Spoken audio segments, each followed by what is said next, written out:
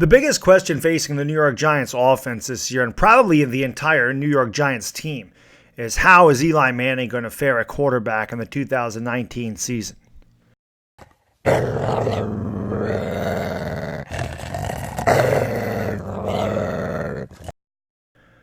What is going on, everybody? It is your boy Baddog back with another Giants video. And in this one, let's talk about Eli Manning and how he'll fare in the 2019 NFL season. Can Eli Manning have a resurgence? Can he get back to what he once used to be? Now, many odds makers and skeptics are going to say absolutely not. There's no way.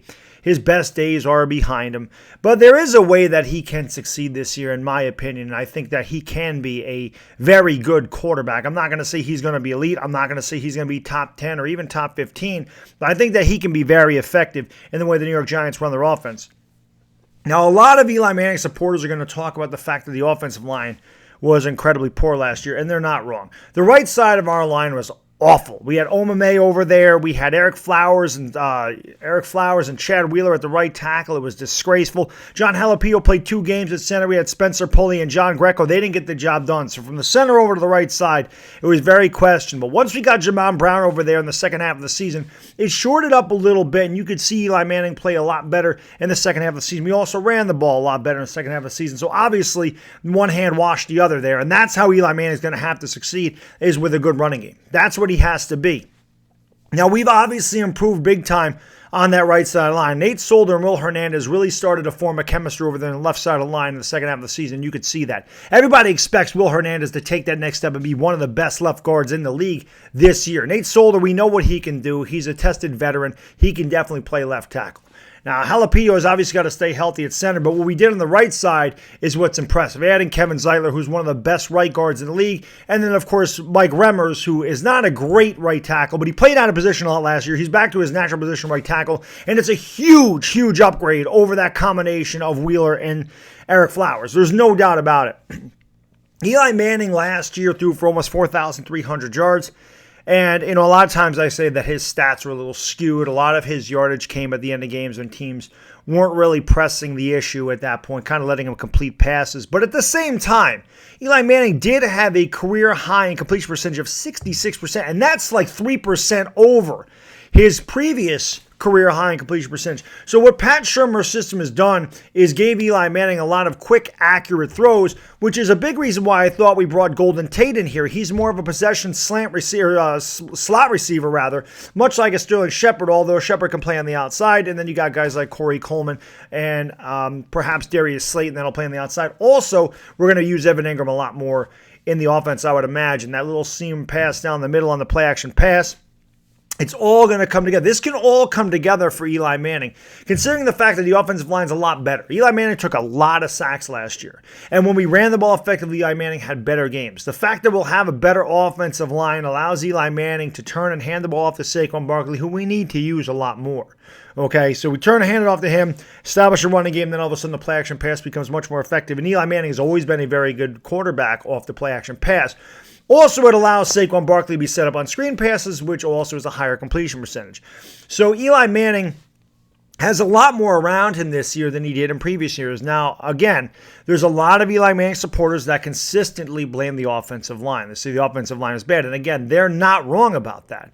However, if Eli Manning fails to perform this year, there's really going to be no excuse for this. This is one of the best offensive lines he's had in a long time. There's no doubt about that. Since Eric Flowers was drafted, this offensive line was a disaster in 2015. He still had a good season in 2015.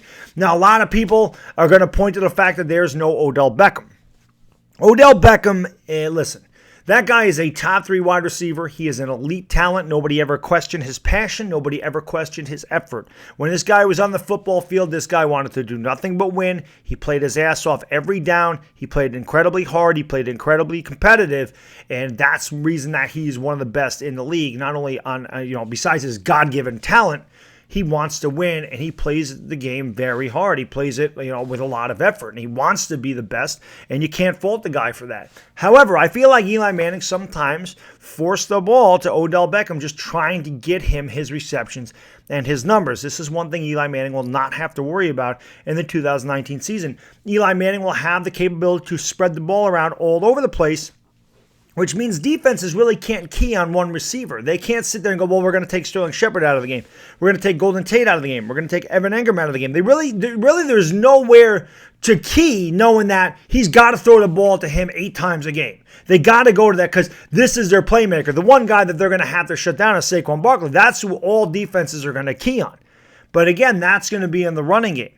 So if they key on the running game, this will allow Eli Manning, if they do put 8 in the box, Eli Manning will have a lot of opportunity in one-on-one man-to-man coverages where his receivers have to win and Eli Manning has to be accurate with the ball. He can't throw the freaking slant pass behind his receivers. We've seen that he does that. He has a tendency to throw slant passes behind his receivers, slant passes high to his receivers. He's got to lead them out so that the receiver can keep stride and go ripping past the defender.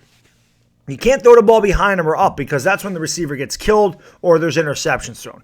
So Eli Manning's got to be accurate on that slant pass. However, like I said, the offensive line being a lot better this year, especially that right side, is going to give Eli Manning more time to throw the ball. The ability to run the ball because the offensive line is better is going to allow Eli Manning to have more effective play action passes. And this is why, a big reason why I keep saying Evan Engram could have a big year, because I think they could utilize him a lot. Of course, these guys got to catch the ball.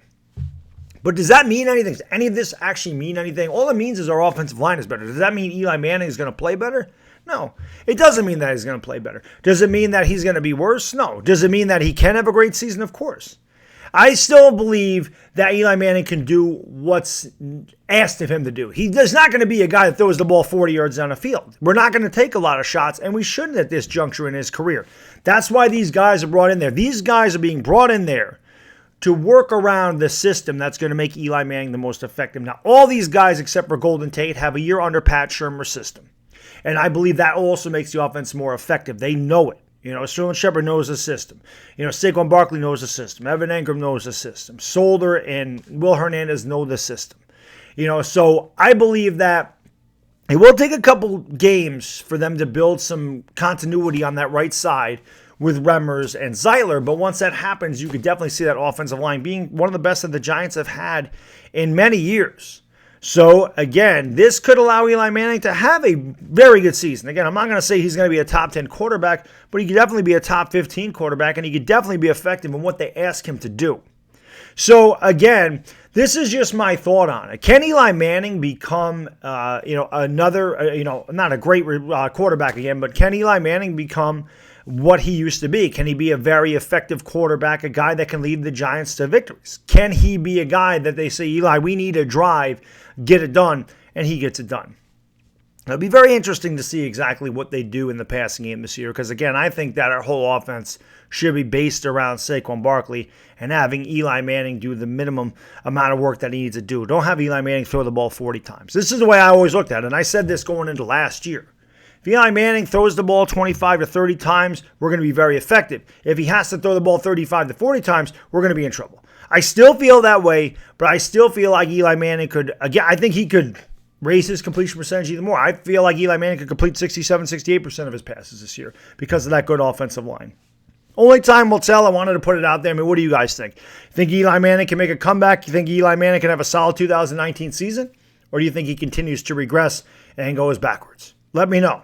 Until next time, guys, it is Baddog, and I'm gone. Peace!